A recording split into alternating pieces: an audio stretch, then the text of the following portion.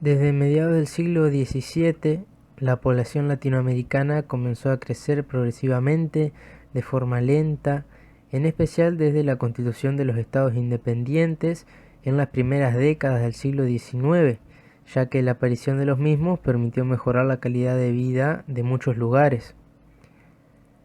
Pero entrando en el siglo XX, debido a mejoras en los aspectos sanitarios que se dieron a nivel global, se produjo un descenso marcado en la tasa de mortalidad, mientras que la tasa de natalidad se mantenía estable, y eso dio como resultado un crecimiento muy acelerado del volumen poblacional entre 1940 y 1970.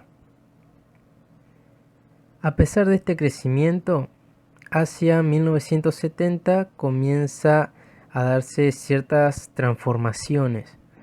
Por ejemplo, la cantidad de nacimientos comenzó a reducirse, las tasas empezaron a equilibrarse y el crecimiento se fue moderando, por lo que actualmente se encuentra en el 1,1% a nivel regional.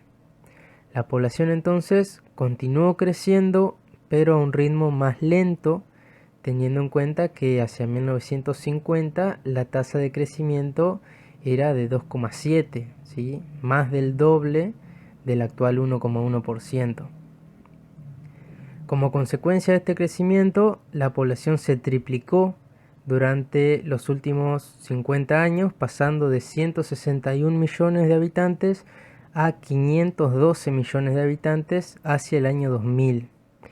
Es importante también tener en cuenta que cada país tiene su propia realidad, por lo tanto, estos índices de crecimiento pueden variar si nos ponemos a analizar un país en particular e incluso las diferentes regiones dentro de cada país.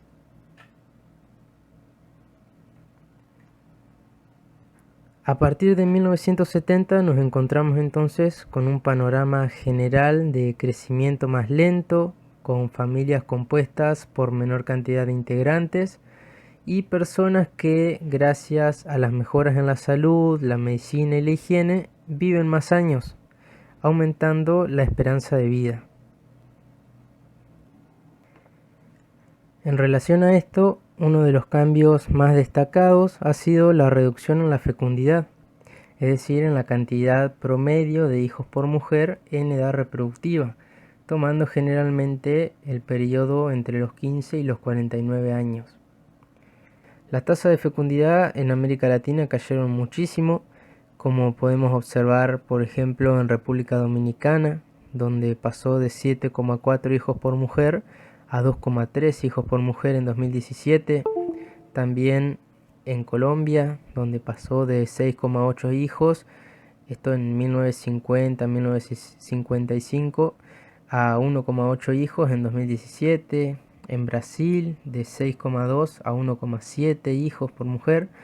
Y en Argentina, que pasó de 3,3 hijos por mujer en el periodo 50-55 a 2,2 hijos por mujer en el 2017.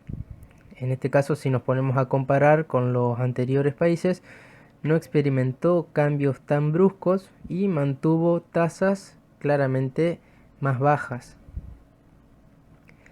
Este descenso en la fecundidad se debe principalmente a factores como el ingreso de la mujer al mercado laboral, el acceso a la educación y también gracias a la mayor difusión y uso de métodos anticonceptivos. Sin embargo, actualmente hay países que por el descenso en la fecundidad no alcanzan la tasa de reemplazo generacional, que es de 2,1 hijos por mujer. ¿Sí? Tal es el caso de Brasil y Colombia, como vimos recién, u otros países como Cuba, Puerto Rico, Chile y demás, que presentan tasas inferiores al 2,1% que se necesita para ir reemplazando las diferentes generaciones. Y por otra parte también obviamente hay países que mantienen tasas de fecundidad un poco más altas, pero que a diferencia de décadas anteriores están en torno a los 2,8 o 2,9 hijos por mujer, como son los casos de Bolivia, de Haití o de Guatemala hacia el 2017.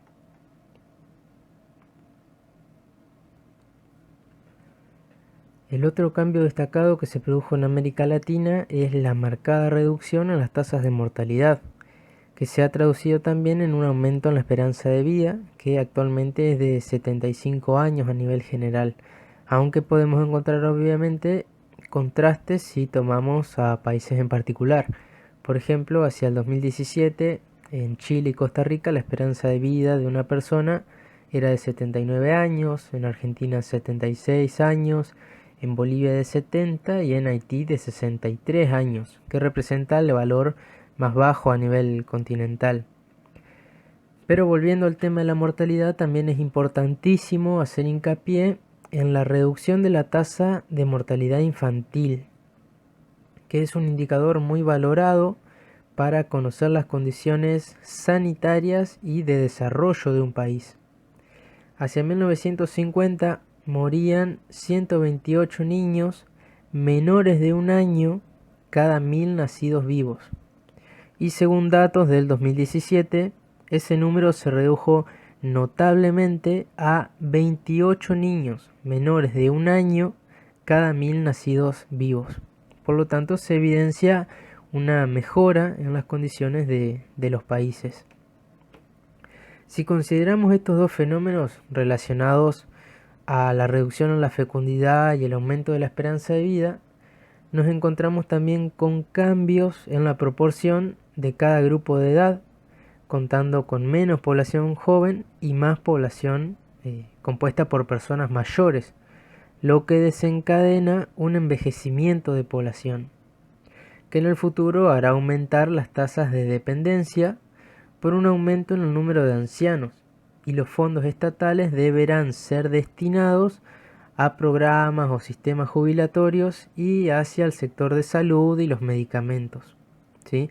Esta situación de dependencia también se apreciaba en épocas anteriores, pero a la inversa, ya que era mayor el número de población menor a los 15 años de edad, y eso hacía que los ingresos se destinen especialmente a sectores como educación y salud materno-infantil.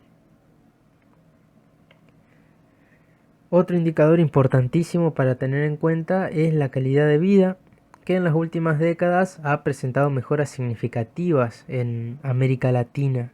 Sin embargo, la región en general continúa siendo uno de los lugares con mayor desigualdad, tanto en términos económicos como en términos de oportunidades. Frente a esta situación y como consecuencia de la llegada al poder de gobiernos muy preocupados por la situación social, en Latinoamérica comenzaron a implementarse casi de forma general políticas sociales destinadas a combatir y a reducir la pobreza intergeneracional.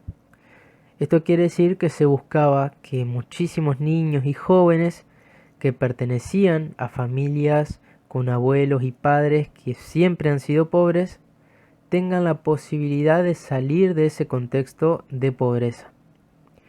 Para lograr esto, las mejores herramientas para los niños y jóvenes son la educación y la capacitación. Por lo tanto, hacia allí fueron destinados gran parte de las inversiones. Otro rasgo común en los países de la región es que han aumentado el gasto en asistencia social, implementando diversos programas destinados a las familias más pobres que se basan en la ayuda monetaria y que en algunos casos están condicionados por ciertos requisitos básicos para acceder a dichos planes o programas, como por ejemplo la asistencia de los niños a la escuela, el control de la salud prenatal y la salud infantil, la capacitación de los adolescentes en diferentes trabajos y demás. Y según datos del Banco Mundial, en la década del 2000, 73 millones de latinoamericanos dejaron de ser pobres, ¿sí? Pero, como ya les mencioné, sigue siendo una de las regiones con mayores desigualdades. Y vinculado a esto es importante distinguir entre dos conceptos. Por un lado, la pobreza, que se define como la carencia de medios materiales para satisfacer las necesidades básicas de las personas. Es un indicador que puede medirse teniendo en cuenta los ingresos monetarios de una familia o bien ciertas cuestiones materiales como el tamaño y condiciones de la vivienda o el acceso al agua potable también. En mayor medida se usa el criterio de los ingresos, teniendo en cuenta cuál es el mínimo que necesita mensualmente una familia para cubrir necesidades como alimentación, vestimenta, transporte, educación y salud. A partir de los datos obtenidos, aquellas familias que presentan ingresos inferiores al mínimo o a la canasta básica, como también se conoce, esas familias son consideradas pobres. Dentro de la pobreza encontramos también la indigencia, que abarca a quienes no logran satisfacer ni siquiera sus necesidades alimentarias, que son consideradas las más importantes, la necesidad básica para vivir. Por lo tanto, la indigencia es un nivel mucho más crítico dentro de la pobreza. Y en esta imagen podemos ver los gráficos que nos muestran de qué forma han disminuido los niveles de pobreza e indigencia en América Latina en las últimas décadas, alcanzando ambos indicadores los niveles más bajos en los últimos tiempos. Debemos tener en cuenta también que en algunas situaciones sucede que disminuye el índice de pobreza, pero aumenta el índice de indigencia. Por lo tanto, la pobreza no se reduce por una mejora en la situación de las familias, sino por todo lo contrario, porque no pueden satisfacer ni sus necesidades alimenticias, entonces entran en la indigencia, ¿sí? Un nivel mucho más bajo. Bueno, en base a todo esto tenemos ya un panorama general de cómo es la dinámica demográfica latinoamericana, cómo ha ido cambiando, y ahora veremos cómo se distribuye toda esa población. En primer lugar, debemos resaltar el hecho que en América, al igual que en otros continentes, la distribución geográfica de la población es muy desigual, encontrando zonas muy pobladas y otras con escasa población.